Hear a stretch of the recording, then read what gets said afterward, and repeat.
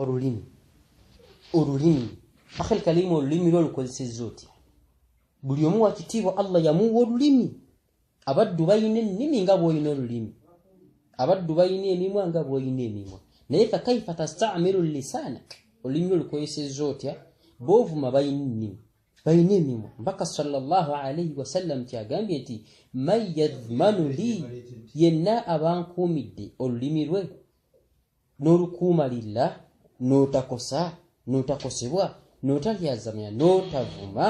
wakitiibwa Allah akuwadde jana ku lwaki okuumya olulimi lwo akhal kalim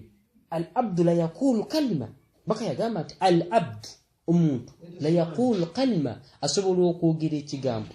fayasliquhu fi nnaari abadan nekimusuulisa mu jjana lubeera na lubeerera wala abdu ateera kituufu omuddu la yaqulu kalimatan asobola okwogera ekigambo fayasliquhu nekibeera nga kimusuulisa fil jannati abadan mu jjana lubeerera na lubeerera yakhil kalim tunula nga bwe ntunula wekkaanya nga bwe nekkaanya weetegereze nga bwe neetegereza kaifa asta'milu lisani wa kaifa tasta'milu lisanak olulimi lwange ndukozesa ntya